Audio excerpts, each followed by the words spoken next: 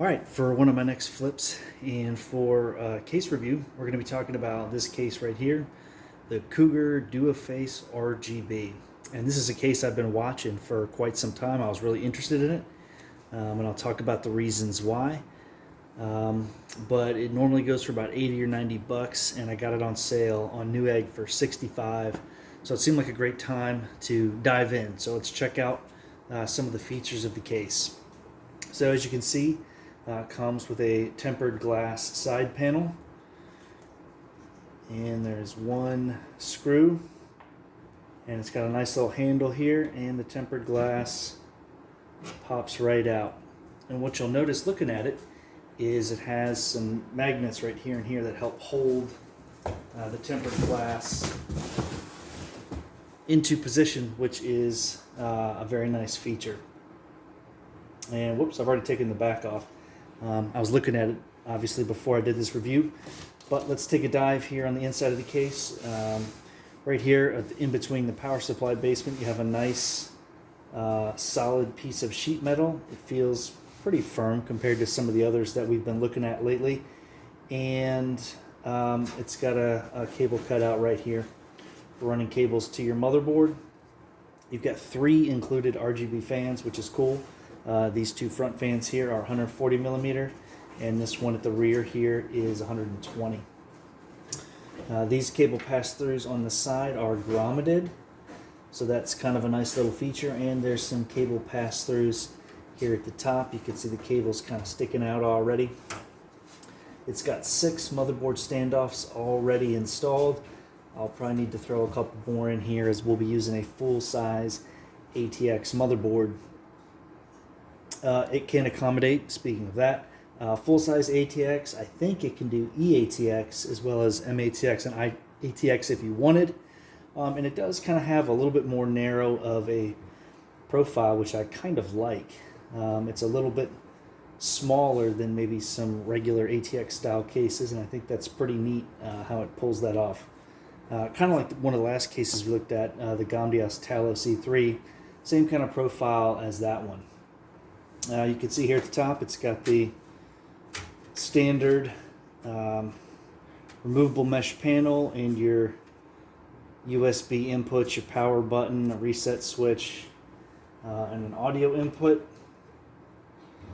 Back of the case here, you've got your PCIe slots. It also has slots to do vertical, if that's something you chose to do in this case. It's vented back here at the top, and room for your power supply. Come around to the back.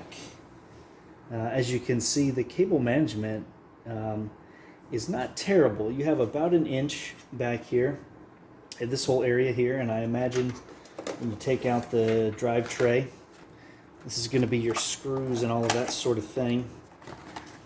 Comes with a manual, cable ties, SATA cables, that kind of stuff. It's got an RGB hub here, and if you look at it, it is only an RGB hub, so you don't plug your fans into here. All the fans, they're 3-pin fans, so that's not as cool as it could be. They're not PWM, but they're 3-pin. So these will all have to go into another hub or directly into your motherboard. In my case, they'll go directly into the motherboard. But you do have your RGB options in here, and then it gives you where to go. This RGB cable here that goes from the controller to your motherboard. So you ostensibly, and we'll find out, we'll be able to control it both here with a reset switch. You can see the reset switch is hooked up here, and most likely from the motherboard, and there's SATA power to run power to the whole thing. It's got these nice little tie downs here for cable management, and as I said, they've already done some degree of that for you, although I'll end up redoing the whole thing. And these look like 2.5-inch drive bays, where you can screw the 2.5-inch drive to it and then just pop that in there. So far, I kind of like the features of the case, especially at the $65 price point.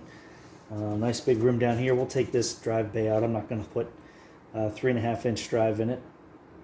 We'll be using an NVMe drive. And last but not least, and kind of one of the hallmarks of the case, it is called the Duoface, is this front panel here. You can see it's tempered glass. Pops right off. It's got the little Cougar logo here, which will light up when it comes on.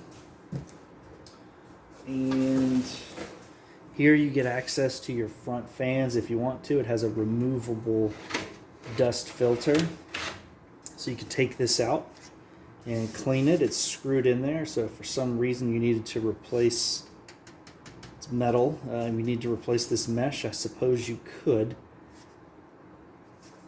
Hopefully it doesn't come to that. And then you've got access to your fans. You couldn't mount them in the front if you want, with this dust panel here in the way, although I guess if you ended up wanting to do them in the front to do like a push-pull, you could remove this and just have the front panel on there. So it comes with the glass front panel already installed. And when you open up the box, you find another box.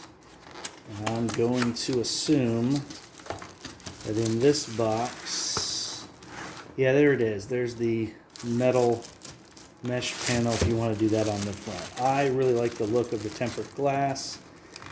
And this build is not going to be a super high power build. So I don't think I'm going to need the extra airflow. So we'll be sticking with the tempered glass front panel just for the looks. So that's kind of my first impressions, kind of a walk around of the case. Looks like you can probably fit a 280 millimeter radiator on the top. That's what I'm going to guess.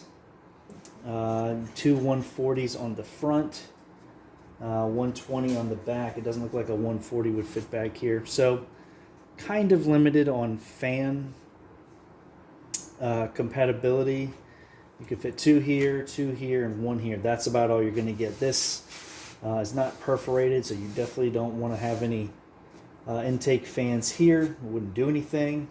So that's about all you get. So I'll be curious to see how it does with cooling. I'm going to be putting an i5 12400F with a Thermalright Assassin X120 cooler in here.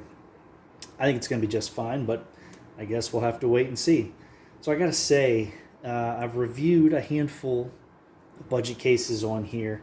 The Sama ARGB Q5, the DIY PC Q1, my least favorite so far, the Gamdias Talos E3. And those cases were all $55, $60, and they absolutely felt like $55, $60 cases. This case, to me, just from getting my hands on it, feels to be higher quality, and it's some of the little things that make it feel that way. You've got the magnets here to help you keep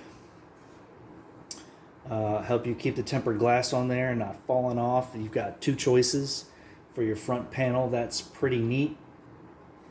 There's no rough edges or anything on here. It feels a little bit more firm. In particular, the Gamdias case just felt very, very flimsy.